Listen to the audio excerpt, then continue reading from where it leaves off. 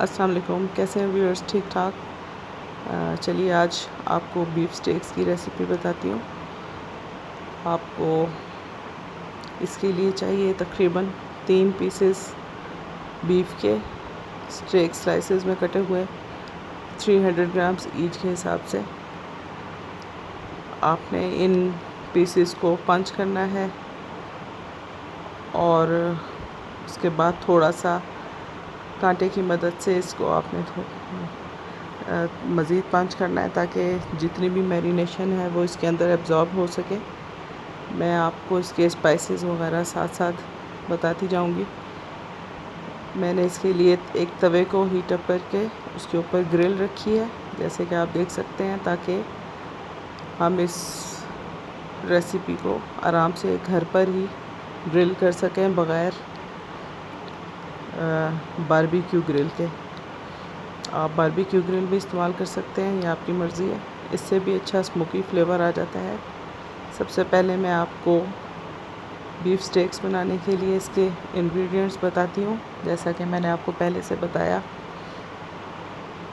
कि beef stakes बनाने के लिए आपको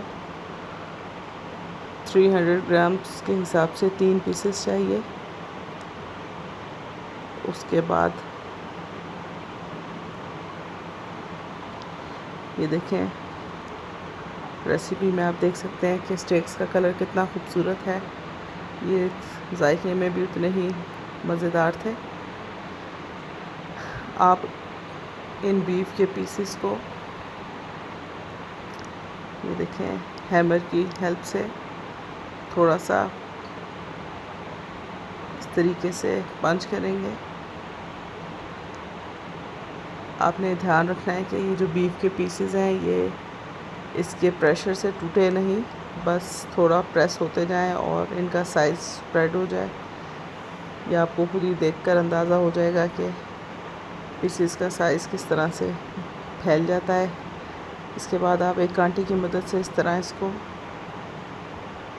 थोड़ा थोड़ा मज़ीद पंच कर लें ताकि इसमें जो आप स्पाइसेस तैयार करेंगे वो इन होल्स के अंदर एब्ज़ॉर्ब हो सकें। स्पाइसेस में आपको चाहिए 1 टेबलस्पून स्टेक सॉस, 1 टेबलस्पून कुटी हुई लाल मिर्च और नमक हस्बे ज़ायका, काला नमक 1/4 चमची, काली मिर्चें चाहिए 1 टीस्पून और टेंडराइज़र पाउडर चाहिए 1 टेबलस्पून, लेमन जूस चाहिए 2 टेबलस्पून, स्टेक सॉस भी आपको 2 टेबलस्पून चाहिए। आप एक बाउल में इन तमाम स्पाइसेस को डालकर मिक्स करें। पेरी पेरी सॉस चाहिए आपको, चाहे तो सिंपल पेरी पेरी सॉस मिल जाए या गार्लिक पेरी पेरी सॉस, आप उसके भी 2 टेबलस्पून लेंगे। ये ऑप्शनल है, अगर आपके पास मौजूद नहीं है तो कोई बात नहीं। इसके बाद कुकिंग ऑयल चाहिए आपको, ये भी तकरीबन 2 टेबलस्पून। कुकिंग ऑयल के साथ हम किसी भी आइटम को अगर मैरिनेट करते हैं तो वो मसालों को बहुत अच्छे से एब्ज़ॉर्ब करने में हेल्प करता है और ड्राई नहीं होने देता। 1 टेबलस्पून लहसुन पेस्ट चाहिए, 1 टेबलस्पून अदरक पेस्ट चाहिए। अब इन तमाम चीज़ों को आप अच्छे से मिक्स करें।